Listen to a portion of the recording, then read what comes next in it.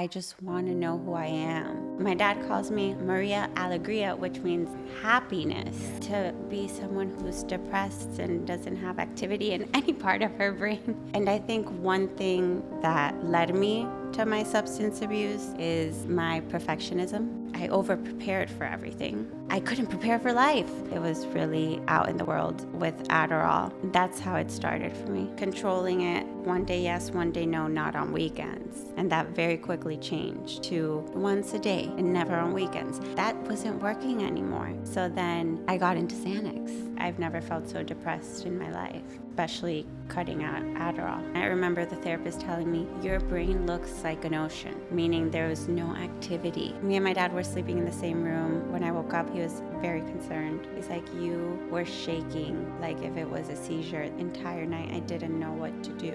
And my mom at this point is watching me on the cameras that she has in the house. Like, why are you drinking right now? She was distraught. I've never seen my mom like that. And that shocked me the most. Like, I can't make my family upset. I can't hurt my family anymore. Green lights and blue skies are on their way. Yeah, they're on their way.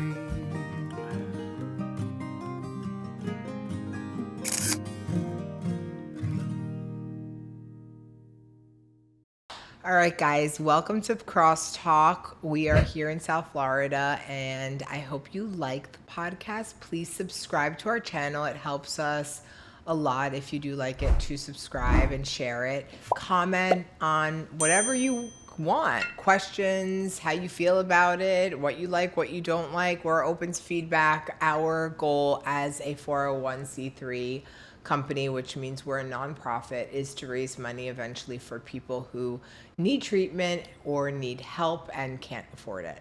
So please, we want to, help as many people as possible. Anyway, today I have Veronica. She's a good friend of mine. She's here former colleague as well. Yeah. So welcome, Veronica. Thanks for coming.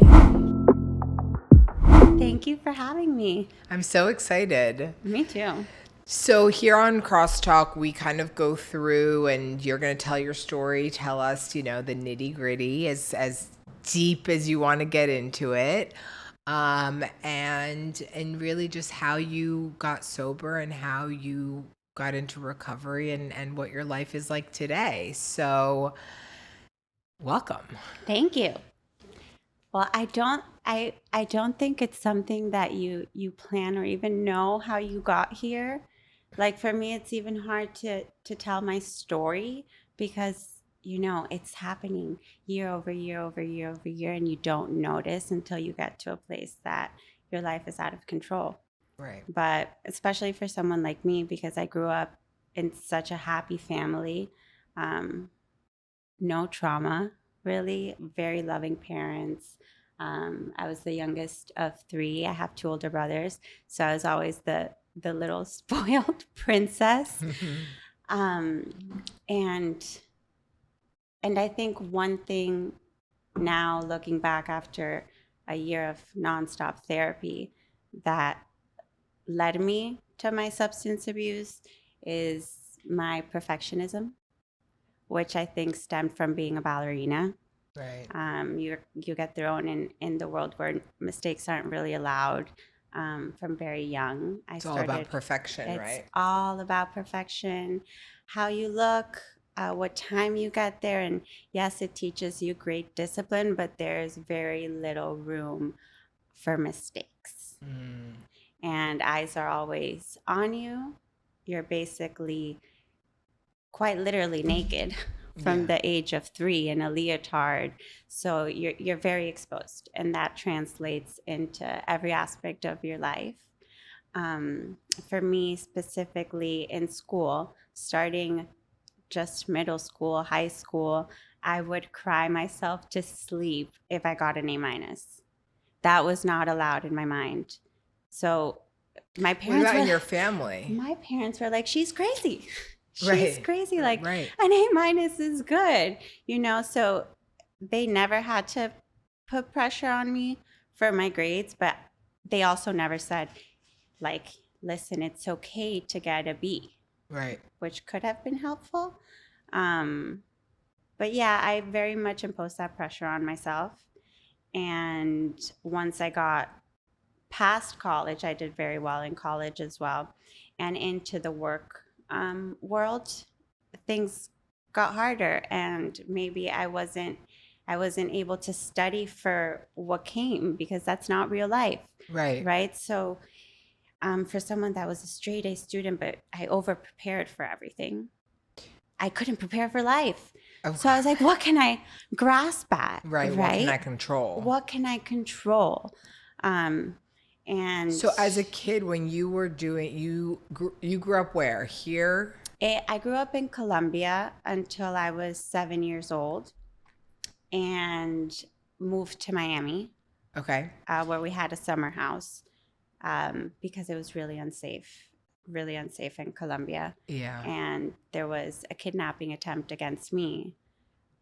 Someone in my father's company had sold them out. He takes her out on the jet ski on the weekends, and they found out. And on the next plane we were out, the next Wow. day, we were on a plane to Miami. So as you were younger, you said you started ballet when you were like 3 years old. So then that means you changed company, like ballet company, right? Oh, yes. Which must have played a role in the perfectionism and like fitting in and everything. Because I remember I did ballet when I was younger, and it's like those girls aren't very friendly. I mean, not when No. you're that age. No, or my teacher when when I moved to Miami, my first ballet teacher, Miss Albertina. I'm gonna share this I remember video. mine. It was Dorit. Oh my God. I hope She she's would watching. hit us with a stick. Oh my type of- God. and that to me was normal. Wow. No, Dorit wasn't that bad. And actually, I saw my ballet teacher when I was older and deep in addiction, and I was really skinny from not eating because of my addiction. And she was like, "You look so good. You finally lost weight and all this stuff." And I was like, "Oh my God, this woman's crazy." Yeah, yes. But yeah, I mean, the pressure is really tough. Right. And then that world of having to be perfect actually became my comfort because I didn't speak the language very well. Yeah. And so I felt like I wasn't excelling at making friends or at school because there was a little bit of that language barrier. And in ballet, there is not. Right. So I leaned into that. Meanwhile, your English is perfect, and your grammar and everything is better than mine. I'm a so- grammar police nowadays, Yeah. you see. But so when you were, I just want to because I do think that those younger years play a big role in, how we are and how our like behaviors that lead to addiction manifest. Like, for example, for me, it led to like some eating, some concerns around eating disordered behavior. And, I went to Greece one summer and I gained weight. And then the ballet teacher was like, "You can't be in the company anymore." And that was like hurtful for me. I really didn't, that affected me for sure. I mean, I don't think about it today, but if I think about it and think about that part of my life, it definitely affected my thinking. 100%. And you don't notice that until you're in recovery. Right. Even if it's from substances. In the past year, I realized through therapy that I have obvious issues with food and body image Right. that stem from that as well. Mm-hmm. Yeah. Yeah. So did you act out as a child? Like, I know you say you're perfect, but was there anything like behind closed doors you were doing? Like, did you start taking caffeine pills or, was there any alcohol issues or anything like that? Like, when did you start your substance use? It was really after college. Okay. So like me, like, But I'll tell you, it could have been, it would have been earlier had I not been so focused on being the perfect child and never getting in trouble. right. I had my older brother, he was a terror. like ran away from home, just a terror. And I saw my mom cry herself to sleep, and I was like, that's never going to be me. And I think that played a role Oh, I because can I was relate to like, that. I have to be perfect. I cannot. And then you're out in the real world, and boom, Right. the late adolescence, as my mom calls it. So it was really out in the work world with Adderall. Yeah. So that's how it started for you. That's how it started for me. So tell me a little bit about that. I thought it was great because I was able to get more work done than ever. And And it's prescribed, right? and it's prescribed. Maybe I took it maybe 3 times from a friend of mine, and then I got prescribed. I was like, Yeah. "Who's your doctor?" So easy. So it's like, and that's when you have to stop trusting all your thoughts, but you don't know it at the time. I'm Mm. like, it's prescribed. I have a problem. Mm-hmm. It's fine. And it started with me controlling it one day yes, one day no, not on weekends. Mm. And that very quickly changed to, okay, once a day and never on weekends. That changed to, once a day and on Saturdays. And Right. then Sundays was the only day where I would eat, but then there would be a dip in my just social levels and everything. So I would just put down my shades in my New York apartment and just eat and sleep, Right. You needed which to was recharge because you're go, go, go the whole week. exactly. And then it changed into I needed it on Sundays as well. Of course. Of course. I similarly had that issue, but mine definitely started with drinking. But then, clearly I do have ADD, and so I found a friend who said, "Oh, you should be taking this," and I said, "No, in high school, my parents would never have wanted me to take Oh, anything." yeah, no. So I took it, and then it turned into the same thing. Like I took it to study, and then I realized, oh, I can clean my whole apartment. And then I realized, oh, I can like stay out later, and oh, I can get drunker, Yeah. And then it became, I took it during the day, but now all my friends want to go out. So let me take it again so that I can go out with my friends. Yes. And then, oh no, it's midnight and I got drunk already. So let me take one to sober up. And that's Mhm. how mine progressed. Do you Yeah. have similar? Yes, and it was my gateway drug. Right. Adderall was because when I was taking it every day and my body obviously needed rest, I Mm, quickly realized that having a glass of wine when I got home lowered the right because yeah. one's a depressant, Up the and other down. one's the Yeah. up. So that became an everyday thing. I would be sitting in my office by 3 p.m. getting the crash from the Adderall. I could not wait to stop by the liquor store, get my wine so I could get home and level down. Yeah. And then that wasn't working anymore. So then I got into Xanax. And then the Mhm. Xanax and the wine together, so dangerous, by the Right. way, which I didn't It's like know. blackout central. How is the same doctor prescribing both of these things Oh, together? well, I had that and I had two doctors doing Blackout it. Central. Yeah, I had two doctors prescribing me both Adderall, Xanax, and then one of the and Ambien. Uh-huh. And Yeah. one of them had a different birthday for me. So I was able, and CVS didn't care. I would pick up both prescriptions at the same time. How crazy is that? It's crazy. Yeah. And I was struggling for money in California where my insurance didn't cover my Vyvanse.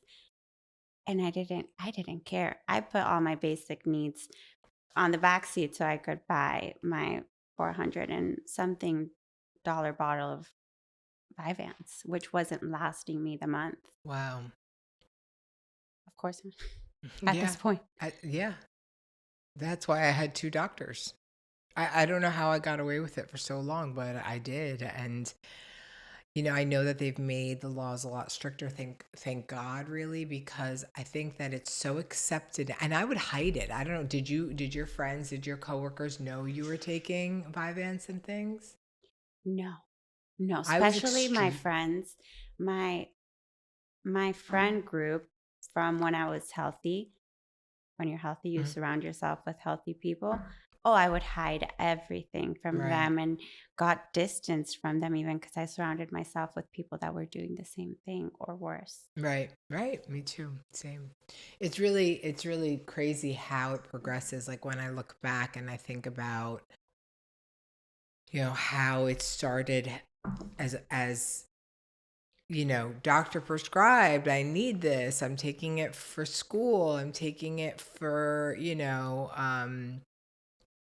my test or whatever it is, and then quickly turns into I need to sober up, let me take it. Or I have a hangover, I don't want to feel that, let me take it. Oh, Or, 100%. and in New York, the culture, I know now that there's a huge sober culture in New York, but I wasn't a part of that. So for me, the culture I surrounded myself was people who were doing the same thing. Me too. But I was very secret. They were doing like worse than me. So I was hiding the fact that I did these pills. And I was just like pretending that I only smoke pot and drink. Yeah. And I mean, I was also doing really well in my career. You Yeah. know, I've went up and up and up from different luxury brands. So you start lying to yourself. Like, Yeah. if I have this job, then I don't have a problem. Right.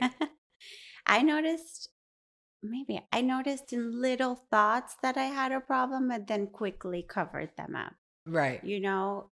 And it's very much like if you wake up on a Sunday with a hangover, a normal person like orders food and watches. I had to take an Right. Adderall. Of course. They go to brunch and Yeah, stuff. yeah, Yeah. exactly. Right. Or my brother's wedding. My brother's wedding, I had to take an Adderall to be Present. present. Yeah. I can relate to that.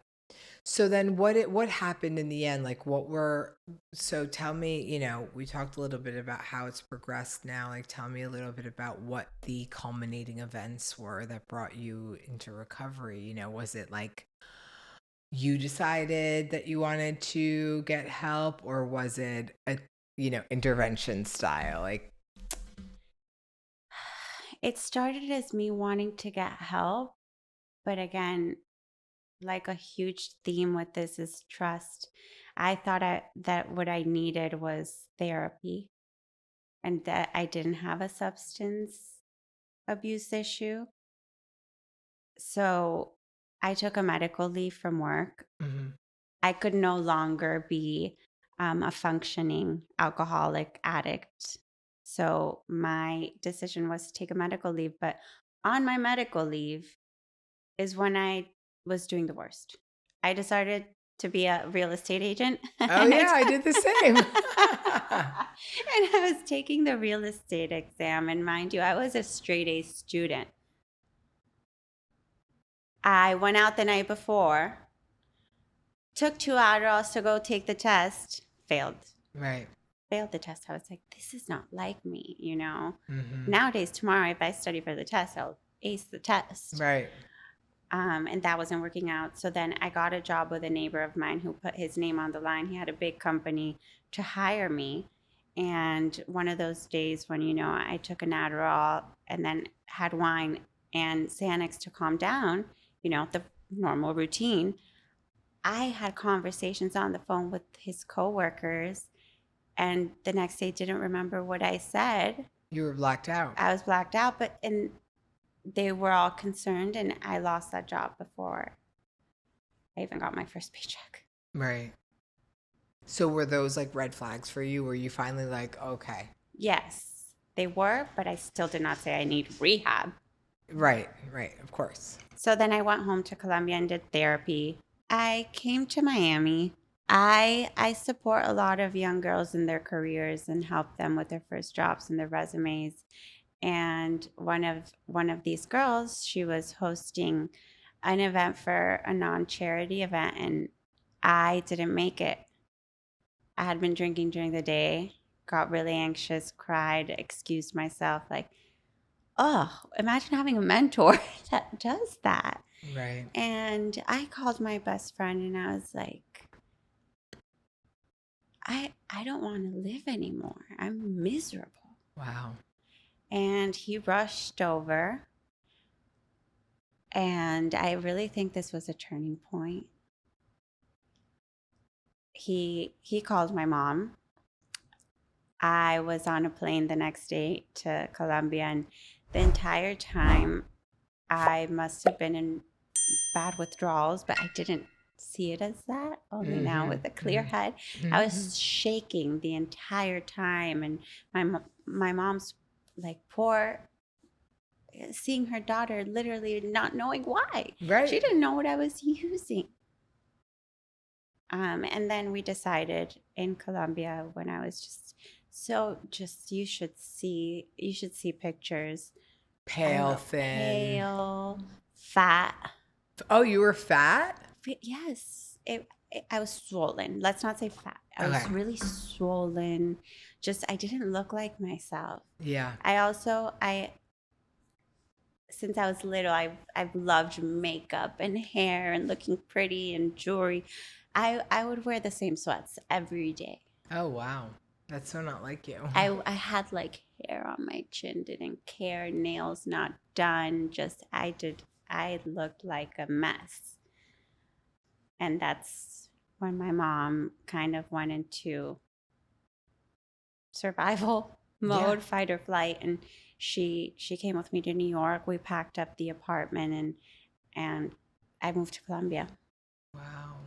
This is all a blur. I was so sick that I have slight memories. I don't remember the plane ride. By this point, I hadn't been using for 3 weeks, which is a long time. Yeah, that was, I'm sure. Especially cutting out Adderall. I've never felt so depressed in my life. Right. No one talks about that. Yeah, it changes your everything. It changed my entire body chemistry, brain chemistry. When I got to my treatment center and they did the brain tests, brain activity like tests. Neurofeedback. And they see where red is in the really active areas of your brain and blue where it's underactive. And I remember the therapist telling me, your brain looks like an ocean, meaning there was no activity. I was just blah. Wow. Basically brain dead. And for someone who's so happy and active and my dad calls me Maria Alegria, which means Happy. Happiness. Yeah. To be someone who's depressed and doesn't have activity in any part of her brain. Yeah. That's so scary. Nobody talks about what years of stimulant use can do. It really does. It damages your brain and all of, especially if you're abusing it, right? I mean, like there are people who have ADD, who don't have addiction issues, that take Adderall normally and they're okay. You know, their brain is functioning. It's when you abuse it and you drink and you do Xanax, because, you know, there's so many people that will call me and be like, hey, like I've been prescribed Adderall, but I don't overdo it. Like, do you think that's a problem?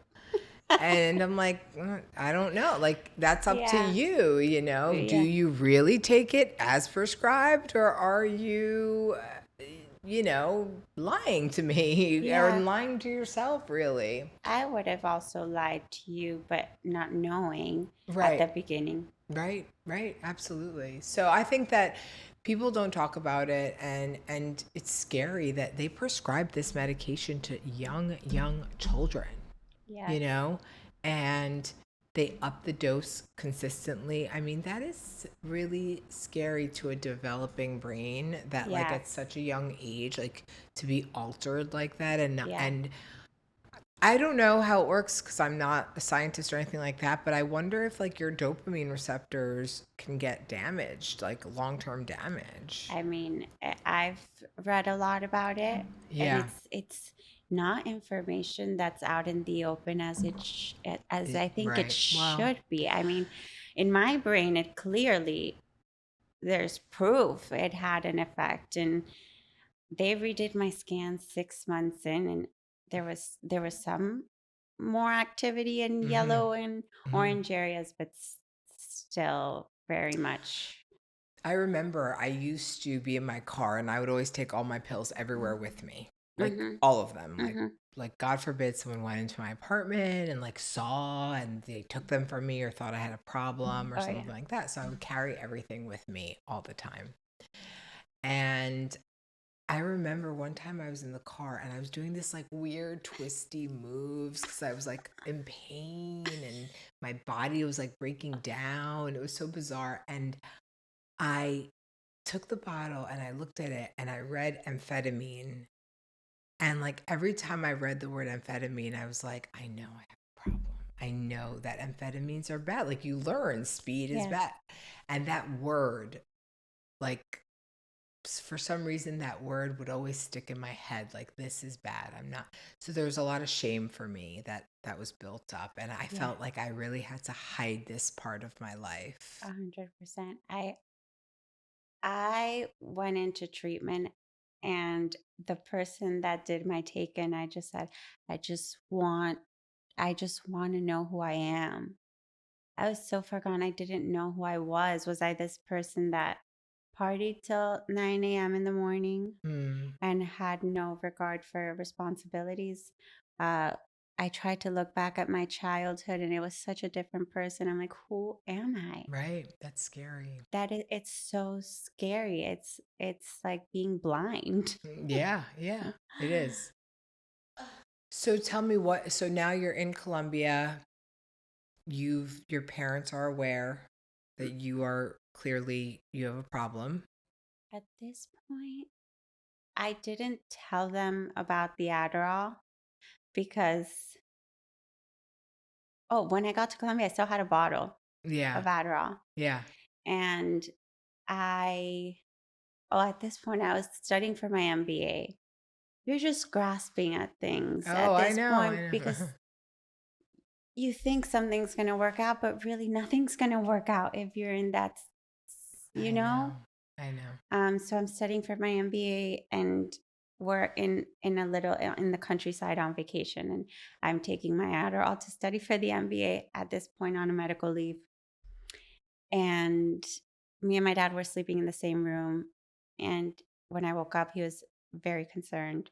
He's like, you were shaking like if it was a seizure the entire night. I didn't know what to do. You probably had Xanax withdrawal. No, I did not have Xanax at Yeah, this point, but I was taking Adderall and drinking on vacation. So we knew I had a problem, but they didn't so know. after this, I went to a center for addiction in Colombia. Hmm. Why are we laughing? Because I'm not I don't know. I feel like that's because it's just coming back to me, and I got them to prescribe me Xanax. Oh my God. Isn't that funny how that works? And now the story became Veronica has a drinking problem. And Okay. I still didn't tell anyone about I told my therapist about the Adderall, and we dumped it in the toilet and did a whole, Okay. saying bye to it thing. Okay. So you're just, lying to the people who are trying to give you some help. Yes. And I did that too in New York before I came down to Florida. And actually, this is years before I went to treatment, like 6 years, 7 years before. I went to a plastic surgeon because I had lost a lot of weight and I did some skin revision surgery. And they prescribed me, I don't know, either Vicodin or some sort of pain medication. I don't even like pain medication. And the prescription was for 20 pills. And I made the 2 and 8. So the pharmacy didn't fill it. And I was like, why aren't you filling it? They're like, oh, you have to contact your doctor. So I contacted my doctor and he's like, listen, I won't report you if you promise to go to an addiction specialist. And I was like, okay, fine. He's like, you have to go to this specific doctor. I know him and he's going to report back to me, whatever. I said, okay, fine. I called that doctor. That doctor was like $800. And I was like, oh, I'm not paying $800. But I went because I was so scared that he was going to report me. Yeah. And the addiction specialist was like, so tell me, about your lifestyle. And I told him that, like, drink once in a while, I smoke weed once in a while, and nothing else, right? It's like, oh, you don't have an addiction problem. He goes, you're just bored. But poor guy, like, I didn't give him any real information, But it's It's scary. It's scary. It's really scary because this center I went to in Colombia, they're known as like literally top 2 in the country. right. And not only did they prescribe me Xanax, they told me that I didn't have a drinking problem, so I could start playing around with, So maybe having, moderation. yes, 1 or 2 drinks with family, which I did. And I told Mhm. my parents, and it was true. My doctor said I could have 1 or 2 drinks. Yeah. At this point, I'm not taking, this is when I knew I had a problem. I'm not taking the Adderall, but I have Xanax and Alcohol. alcohol, Which is like the recipe for disaster at this which I point. did not. Oh, you didn't know? No. Oh. I learned that in treatment here in Florida. I'm like, oh my God, the amount of times You're I like, could oh, have, is that why I was blacking out? I mean, the amount of times I could have died. Oh, yeah. I didn't, I really, I thought in treatment, I told him I never had a blackout before. And then I was sober and I went back to New York and people told me some stories. And I'm like, what are you guys talking about? That never happened. And they Yeah. were like, yes, it did. And we 3 are sober and you were the one that was blacking out. So maybe you don't remember. And I was like, oh my God. And then I realized I had been blacking out for like yeah, years. yes. And I think that's one of the scariest parts that we try to ignore. But it's one of the things that now I wake up and I'm like, I'm in heaven. That it's like you don't wake up What did I like, do? what the hell did I do? Yeah. Oh, that's the worst. Like when you remember the night slowly in your head and you're like, oh no, and you cringe because you did something that's completely like out of character. I think blackouts are like survival mode instinct to make you not remember the gross things that substances make you do. Yeah. Maybe. I never thought of it that way. Because sometimes I'm like, if It's like your brain protecting you from if like I the could really see gross stuff. they're gross. I'm not going to say on this channel because they're rated R, but there's just really gross stuff. Oh, I know some of your stories. And, but those are like the things that we have to keep in the forefront of our mind. And I remember we've talked about that, but like, that's what like I was told was like, keep those gross stories, keep the terrible stories at the forefront of your mind forever. Yes. Because you start to forget them and they start to get less gross as you get more sober. Like, it's scary. It's really scary how your mind does play tricks on you and you're like, was I that bad? And then I'm like, hell yes, let me remember. And I have a notebook. I have a notebook that I've written them down, and now I have a file like on my phone where like just in case I'm in Greece and all my friends are drinking and smoking and thising and thating and I have a scary thought that I may be able to do that with them, I immediately open that on my phone and I'm like, nope. And then I make a phone call to someone to just like be like, hey, can you remind me that I'm crazy? Thanks. Yes. And that's one of the most helpful things was to tell those scary stories to you. Yes. Because you can always spit them back at me if my mind plays tricks on me. Right. And the fact that like I can tell you mine and that's how this program is so beautiful. And that's how this works is like recovery works because you meet people that are like just like you.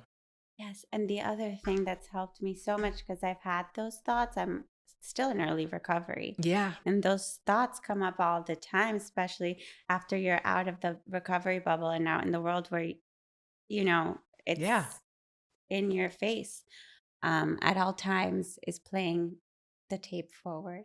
Yeah. I'm like, and now that I'm sober, I see people drink. And I'm like, that is not how I drink. Yeah. I'm in a job now that it's all whining and dining. The teams do it. My first week. All jobs are like that. My first week, they took me to celebrate my job, breakfast, lunch, and dinner. And there was alcohol in each. Wow. And I'm like, these people can drink and then go back to work and be super productive and not need. I would have maybe like canceled the day so I could keep going, Right. Exactly. you know, Exactly. or now that I've drank, I can't now take an Adderall and reverse Yeah. it just didn't go with the flow of my So are you substance use. open about your alcoholism? I was very open when I saw that this was the trend. I didn't, sadly, there's this stigma Hmm. There against, is, yeah. but I did say that I come from being in a really, really dark place and being in treatment, inpatient for 3 months, 6 months outpatient, still in recovery. This is my first job out of recovery, and I can't drink. Yeah. Yeah. That's what I said without details. Question, do they ever say to you like, "Oh, do you think you'll ever be able to?" Or Yes. "How long do you have to do this for?" Yes. Yes. Because I get that question. When I first Oh, got yeah. sober, I remember a friend of mine, and he's a really, really nice guy, and he's an older friend of mine, lawyer. He came down and we used to drink together in New York, Yeah. and he ordered a beautiful bottle of wine, and he like poured me a glass, and I was Yeah. like, no, no, no, I don't drink anymore. And he Yeah. was like, he said this with all seriousness and with all good intention. He said to me, I really hope for you that one day we can drink a glass of wine together. Yeah. And I said, I hope one day we can drink Exactly. one glass of wine together too. Because I know in my Hey, mind that's never gonna happen. No, one Same glass thing. of wine, like that doesn't even appeal to me actually. Like I'm like, give me the bottle. Yeah, I've exactly. never had one glass of wine, like period ends. Exactly. You know? Same with me. Multiple times until I gave a little more detail was okay. So like, is this even my boss made a joke here because they love their wine. Yeah. So she was like, I wish I knew this when you were interviewing, as a little joke, like we all drink. So I keep the lighthearted fun. I'm like, Yeah. I can't. Yeah. I can't. And I say, and they ask, when will you be able to? We hope that we're the first people that you drink with. Like, no, you don't. And not only that, but it's so weird. Like, just like, I don't understand that pressure because I'm Yes. just like, you do you. Like, Exactly. enjoy your wine, enjoy your drink. I'm Yeah. gonna drink what? Like, why do I'm you not even need looking me? at it at this point. Yeah, why do you need me to drink with you? Is the But type I of just thing. go, listen, I've never felt so happy in my life, so I'm not going to dabble with. And I say That's I good. listen to everything my therapists say because might not be inpatient, but I still see the same therapist, and Yeah. they don't recommend it, so I don't do it, and I make it funny. Yeah, exactly. And I now, listen, unfortunately, not everyone is going to understand. And some people get really bothered by that, actually, but I don't. but I was one of those people So you that I can't would get be. bothered. You can't get bothered. I would, if someone wasn't drinking, Oh, I'd be really? like, Oh, you mean that? yes, I would get bothered. Like, oh my God, let's say my brother was dating a girl that didn't drink. I'm like, are you serious? Like, imagine the problems she has if I she's don't- not drinking. I don't know if that was ever me. I don't remember that because I was so like caring about like me getting what I needed in terms of alcohol and drugs. Yeah. Getting high and stuff. Like I know that if I was smoking, I'd be like, come on, smoke with me, you know. But Yeah. anyway, the thing is like, so, people though will get bothered that you don't drink. And I'm like, no, I'm not gonna let that bother me. Like, I don't care that it bothers you. Like, I'm just gonna keep it rolling, Like, I'm Yeah. gonna keep it moving. I'm gonna do what I need to do to stay healthy because that's all we can do. So tell me more about like what did early recovery look like? Or we're still in Colombia, so you're at this place, you're drinking with your parents. Like, Yes. when did you end up going into like real residential treatment? So my parents were going back and forth from Colombia to Miami. Of course, I had no friends in Colombia. So Colombia was my oyster to either choose healthy friends, and my mom and all her friends have very healthy, people that they want me to be associating with. But I go the other way, and I become friends with a drug dealer and his friends. Oh no. I can relate. And I, in one of those instances that they were gone, I had people over to the house, and it was like 8 a.m. at this point when the housekeeper comes in. The housekeeper came in, we were all there drinking, doing God knows what, and she called my mom. And after this, my mom's like, red flags went up, and we all went to my therapist together. And then it happens again. And my mom at this point is watching me on the cameras that she has in the house. Like, why are you drinking right now? Right. And so it got to a day that I don't know what she saw on the cameras, but again, some of this is blurry. She flew on her and my father's 40th anniversary, June 18th. Okay. They had plans for their anniversary. She took a plane and came down to get me. She's like, you're not okay. We need to find something. At this point, she didn't have a plan. And my mom is a planner. And she was distraught. I've never seen my mom like that. And that shocked me the most. Like, I can't make my family this upset. I didn't even care at this point to tell myself I was okay. Right. I was just like, I can't hurt my family anymore.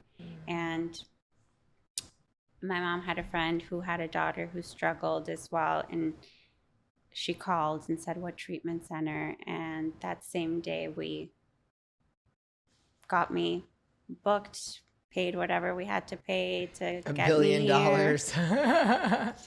Oops. Crazy. Yeah. It's crazy. Yeah. It's crazy. And I was on a plane. I don't remember packing. I don't remember. The last day I drank was June 17th. And June 18th, I was packing. I don't remember this. I remember my mom packing my suitcases and saying, let's go get you a pedicure because you won't get one in a while. Oh my God, that's so funny. No, my parents were like, you need to go. We packed for you. It's in the car. This guy named Don is going to hold hands with you the whole way to Florida. And this guy, Don, was like 6'6". It's so funny because he's a client where I work now. And so sometimes he'll call in and I'm like, hey, Don, it's Irene. He's like, I just love hearing your voice, because he gave me my first medallion. He gave me a 24-hour AA medallion. And he was like, and I said, when can I drink again? And he goes, put this in under your tongue and you can drink again when it melts. And I was like, okay. And I still have it, of course. And I laugh about that. And apparently he says that to everyone. So now you're in treatment. Well, I'm in autopilot. Yeah. I don't realize that I'm in treatment. I don't realize I'm in rehab. I don't know how far along I met you. Again, being sober for even like a couple weeks, the perfectionist is still there somewhere. Like blooms right back out again. Yep, like pokes its head out, and I want to be the perfect student at rehab. Yeah. So we had to call women and we had to go out. So I to me, it's like, I don't want to get in trouble or hit by a stick, trauma from ballet. Yeah. So I reached out to you. Mm-hmm.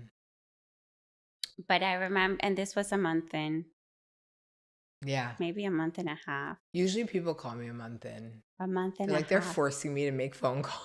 Yes, it was a month and a half. And we went to coffee. We went to that place because you had to get desserts for someone. Oh, yeah, and we drove around. And you were like, so, like, do you think you're ever going to drink again? I'm like, honestly, yeah. Yeah. I remember. And that's normal. Do you know And- how often I hear that? but I really thought so at this point. And Oh, I'm I already know. hearing You're all like, I the. don't have a problem with drinking. I was like, oh, yeah, yeah. Mhm.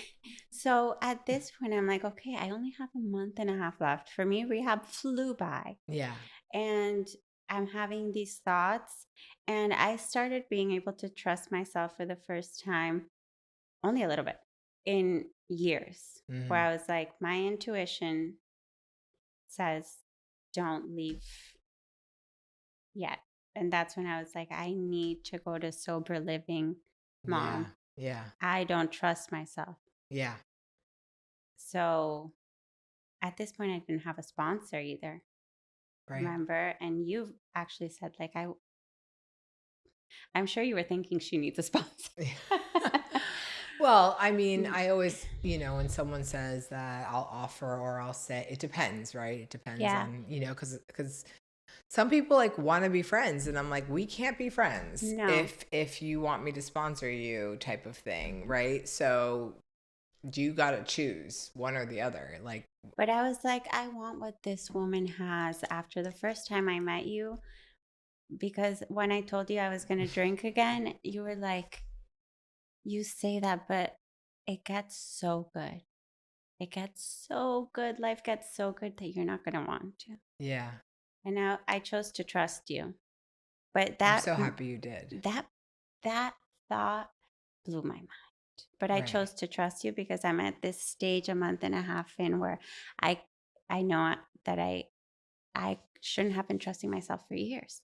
Right. Let's trust someone else. Yeah. And nowadays I am like crying every day of happiness because life is so good. And it gets even better. You're still Life, fresh.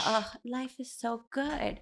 I was I was telling my boyfriend this morning about like achievements I've done in my job already, and it's only been a month. And I'm like, I would be CEO by now had I not tried any substances. Mhm.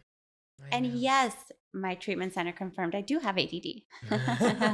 But look at me, you Yeah. don't need it. And Yeah. so, like, I'm so happy I trusted you Mhm.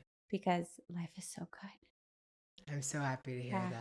So tell me a little bit about like what did early you said you knew you had to go to sober living. Yes. So what did early recovery look like? Cuz you are still in early recovery. I know I am. that. However, there's a difference between the first few months and where you're at today, and then there's going to be a difference in 2 years, and then there's going to be a difference at 3. It's so funny because like where I'm at to like every year things evolve and change and grow, and my recovery looks different. Right. And that's how it should be, right? We evolve as humans and our life evolves, and my spirituality has evolved, my meditation practice has evolved, my friends, a lot of them are the same, but some have changed. Some relapse, some stay in the program, Yeah. some don't, Yes. and some die, and that's the really sad truth of it. Yeah. So tell me a little bit about what early recovery looked like for you. So recovery really is unique to everyone. Mm. And for me, it was important to leave treatment inpatient. It was because my therapist knew I love comfort zones and I was really comfortable there. But I really did have such an issue with not knowing who I was and being so lost because in active addiction, I isolated. Mhm. And that was my comfort zone. So I could go to therapy till the day I die. I love it. They're like, you need to step out in the world and Mhm. you need to not even make friends, like interact with people. Mhm. In active addiction, I would avoid my doorman. Right. I had the worst social anxiety. Yeah. So I got a job at Saks Fifth Avenue. And it was when I first started to, um, this is who you are, Right. because you're getting constant feedback all day from your interactions. And I started noticing, like, wow, I'm sweet, I'm lovable, I'm dependable.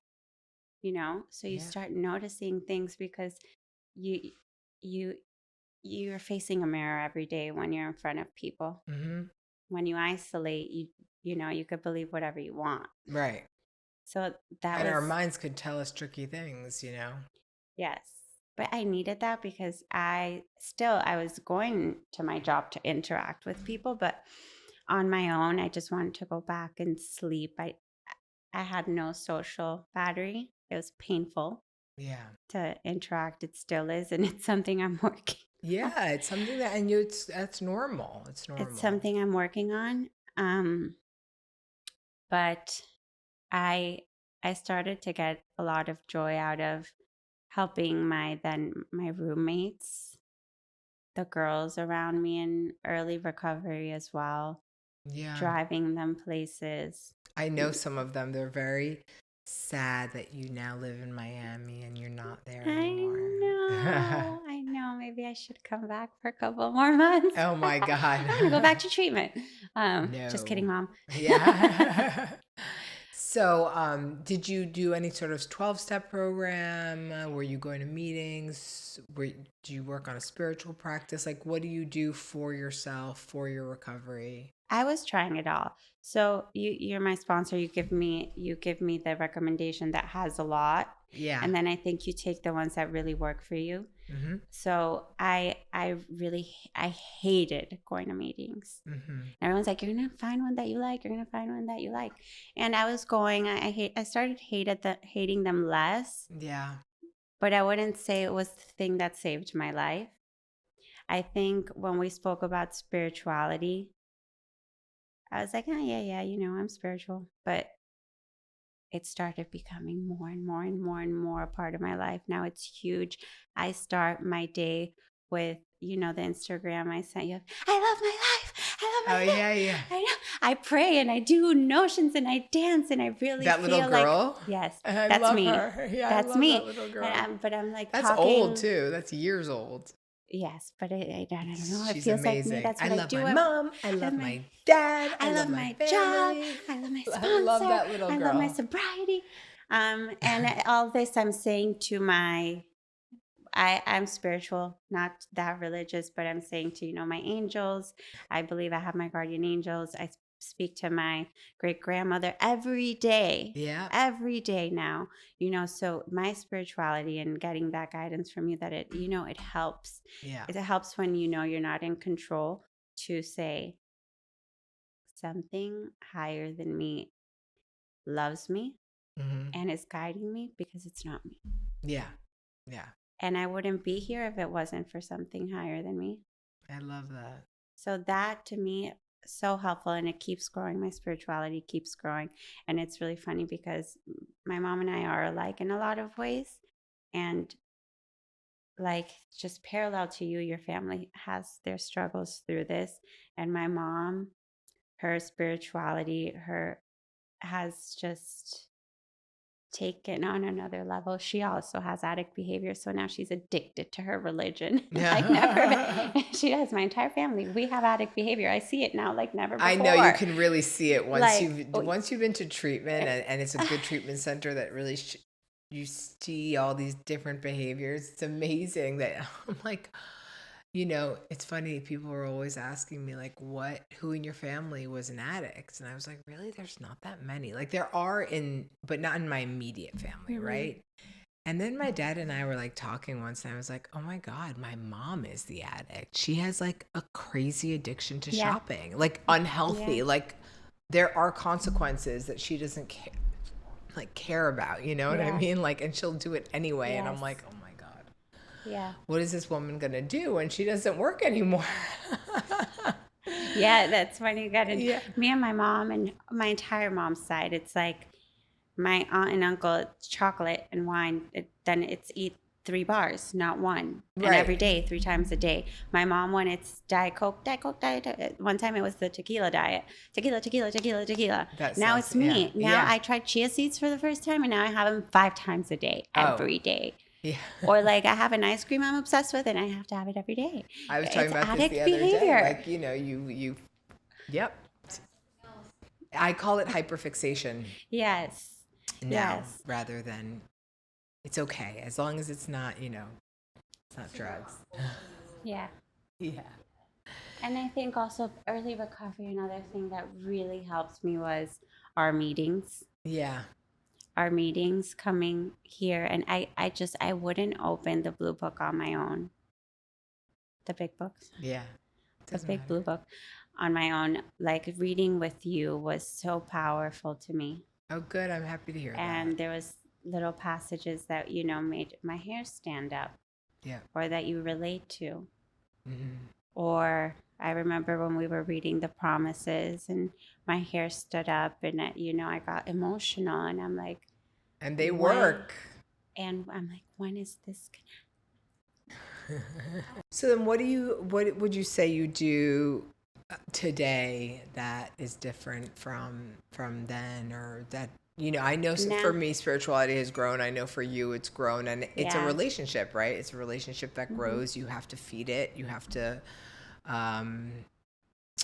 interact with it. And you have to be patient and see things work. Yeah. Because It's it hard. works. Patience is the hardest thing, I think. Yes. Yeah. And I'm a very patient person, but it's like, when is this gonna, but then you see little things happening and you see the power of, I'm such a spiritual person now that it's like the power of positive thought. Right. It works. It does. But you have to I mean, it works for millions and millions and millions of people, and then it also doesn't work for some people, and it's whether or not you want it to, too. Mm-hmm. You have to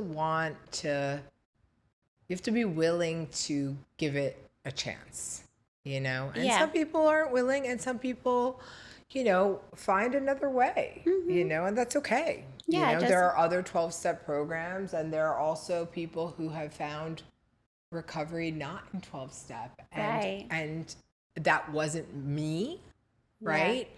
And there are people who relapse from whether they stop working the program or to stop whatever they're doing, but like that what did the 12-step route, and there are people who relapse who didn't do this 12-step route. It's very to the person. For me, I my addiction stemmed a lot from deep issues. Mm-hmm. So without therapy, I wouldn't be here. And I had combo, 2 fabulous therapists, who I worked with, that each one had their affinity for the different issues I'm going through, because I still see them. So in this stage of my still early recovery, I cannot let go of my therapy. Yeah. And especially what really works for me is coming, because I'm in Miami now, but driving back to my treatment center. There's a power in sitting in the rooms again and doing therapy there. Yeah, there definitely is. It grounds you. Yeah. It also makes you remember where you came from and where you don't want to go to again. Exactly. When I go back and sit in other people's groups, I'm like, thank you for having me tonight, because it's nice to be a visitor and I get to go back home to my dogs and my life. And I can't believe I'm here and I watched your podcast and I was like, oh, I'm never going to be one of those. It's going to be like in years. I'm so happy. So Thank you so much for coming on. I'm so happy you did. And I love you. And you look amazing. You are amazing. You shine. Thank you. Thank you for having me. And I want to be on another one. This is not enough. Okay. Sounds good. Part 2 coming soon. Yeah, part 2 coming soon. We'll talk about other addictions. Thank you so much. You're very welcome.